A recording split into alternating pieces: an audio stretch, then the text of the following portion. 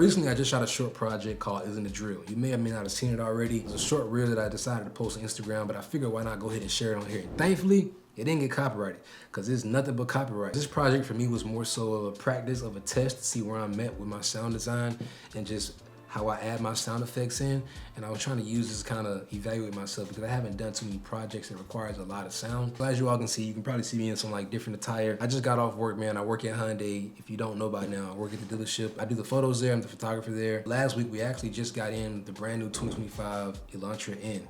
And when I seen that we got that in, I was like, man, I gotta get some car content on this. And then just a few days before we got the car in, on the radio, I heard this crazy song, which is the song that's in the clip. Everything just kind of mashed together, and I was just like, yeah, we gotta make car content on this. We gotta do like a short reel, something on this. Kind of like a little test trial. So let's get into it. So the first thing I want to talk about is the sound. Now, I got the clip right here pulled up.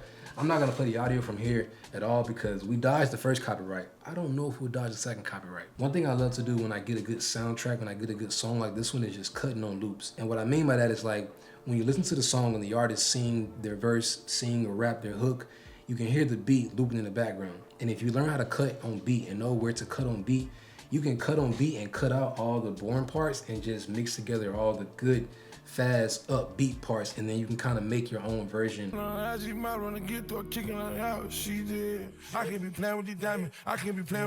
It's one thing to use the song as it is and just edit it with the way the song is, but it's another thing to like cut the song up and make it your own song. So this song actually has a long build up to the actual verse and the bass drop itself. So we cut some of that out.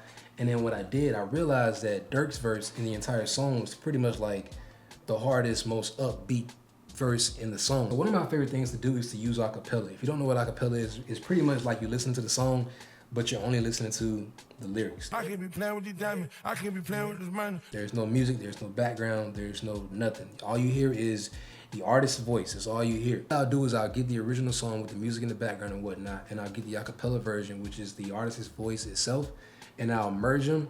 Well, not merge them, but I'll pretty much just like stack them on top of each other and align them perfectly to where it's synced up, to where you can't tell that there's another song on top of the original song. I find a point in the song where I want the beat to go out and then the beat to come in, and I'll fade out the original song so the original music fades out. Then I'll slowly fade in the acapella version so that it sounds as if the artist's voice never left, but truly the artist's voice left in the original track. We just made the acapella fade in so it sounds like, oh shoot, the music turned off, but he's still rapping.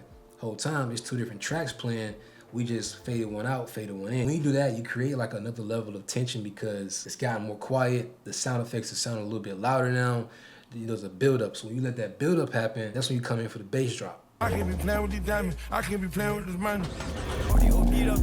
That allows me so much more room for a whole new transition, a whole new layer of like doors that can open up for just what I want to do with the video. I can take it left, right. It just does a lot for me. And it's my favorite way to kind of like do a transition anyways. Like I said, once we let the acapella fade in and the original song fade out, now we just got to time the beat drop. When the beat drop, then it's go time. Because if you got a good beat to a song, and you got good transitions, which is actually what I want to talk about next, which is the sound effects in itself. Because a lot of times when you're first starting off getting into videography, cinematography, you're either over adding your sound effects where everything just has a sound effect to it, or you're not adding none at all. And for me, I was doing dang near none at all for real. And it gives the video no substance because the audio is damn near more important than the video itself. I mean, not only just that, whenever you're adding sound effects, you want to make sure that your sound effects match up and make sense with your transitions. Your transitions and sound effects damn near go hand in hand.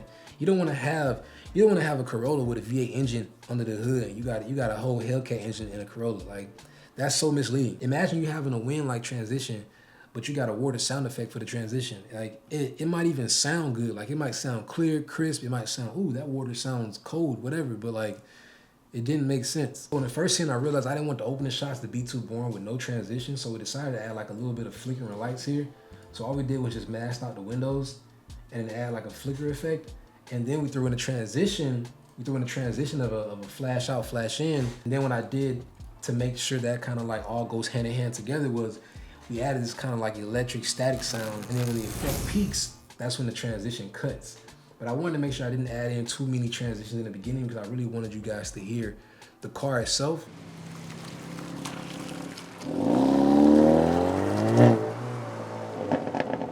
And also the water and the rain. So this entire clip right here, This entire clip, what you hear in the video is not what is actually happening right here. I had to shoot this clip a bunch of times because either I was driving too fast or too slow. Either I was too close or too far from the camera. But what we ended up doing was every time that I had to back the car up in between these cars to start over and get another shot, I ended up using that audio instead because actually the audio of the car backing up is louder than the car driving forward. So we used the audio of the car backing up, and then anytime I would drive by, I would try to rev the engine to kind of give you guys some pops, but it didn't pop. So what I ended up doing was we stacked the car backing up on top of the rev in the engine to kind of blend in so you guys can't tell, so it all sounds the same and blends together.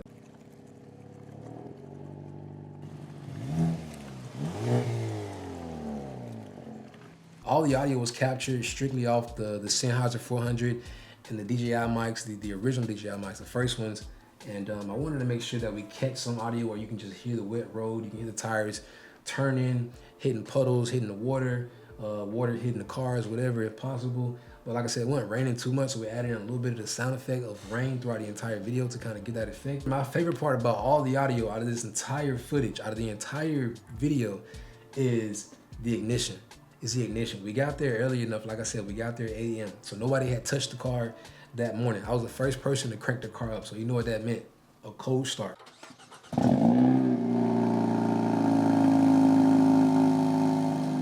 We got a cold start on the car. So the exhaust was super loud. You can hear the ignition cranking up. When you fade out the original soundtrack and fade in the acapella, because the acapella is only vocals, you can hear so much in the background. So you hear that ignition turning on, and then you hear the car cranking up because it's a cold start, so it's louder than usual. Now all we gotta do is just bring in a good transition. The song damn near carries the video. All you gotta do is follow up with good transitions and just good audio and sound effects to match those transitions, which is what we did. We just, like I said, threw in a couple rises, a couple sound effects throughout the rest of the clips. At the end, the audio that you hear here when the car is being revved is actually the audio coming from DJI mic. But I had the DJI mic too close to the exhaust, so we were redlining a whole lot in the audio, but I still decided to use it because, like, I'm not gonna use that audio. That's crazy on a stock 1.6 liter car. Like that's a custom exhaust. That's wicked. But that's pretty much how I designed it. It's not really that hard to sound design. I mean, especially a 30-second clip, but a short reel.